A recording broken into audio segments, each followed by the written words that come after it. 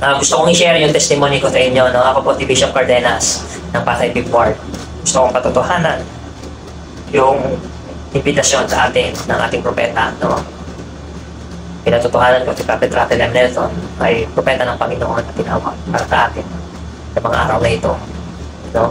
And yung kanyang invitation na hanapin yung mga tao na nangangailangan ng gospel sa kanilang buhay. Pinatotohanan ko po yun, no?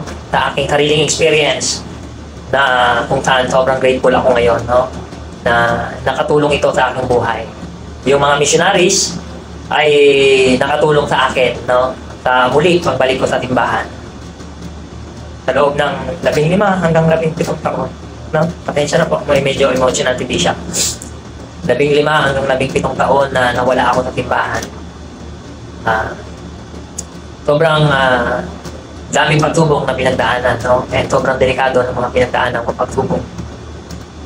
Nung oras na 8 years old yung aking anak, eksakto, yun yung mga panahon na ako ay ready nang bumalik sa simbahan. Unti-unti, prepare ako ng Panginoon, natanggapin niya muli, no? Doon sa parable of the prodigal son, tayo as mga anak ng ating Panginoon, ng ating Ama sa Langit, na mga kanyang anak, no? Willing siyang tanggapin tayo muli. Tayo magbabalik, no? Sa kanya. At may pananampalataya sa kanya. Noong oras na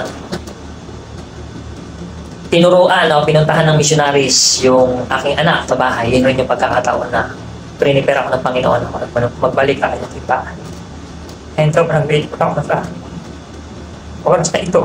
Sa pagkakataon na iyon, sa oras na ito, sobrang grateful ako.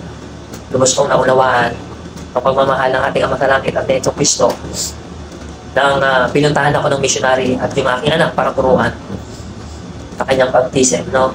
Yun yung way na nakabalik uli ako sa timbahan. And yung aking patotoo, no, nandoon na yung missionary work is sobrang kailangan ng mga tao sa mga paligid. Yung mga taong nandang bumalik sa kanilang pabinantan sa mga pamilya.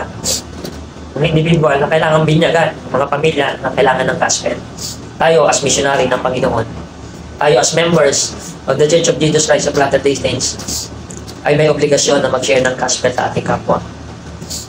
Yung mga bagay na ito, na aking patotoo sa gospel ng ating Ama sa Langit at ni Yesu Cristo, ito yung pinangahawakan ko na patunay sa pagmamahal ng ating Ama sa Langit. Bawat isa sa atin, kilala niya. At gusto niya makabalik tayo sa piling niya.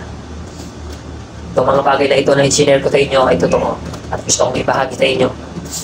At gusto kong batiin ng ating propeta ng kanyang isandaang anibersaryo ng kanyang kaarawan.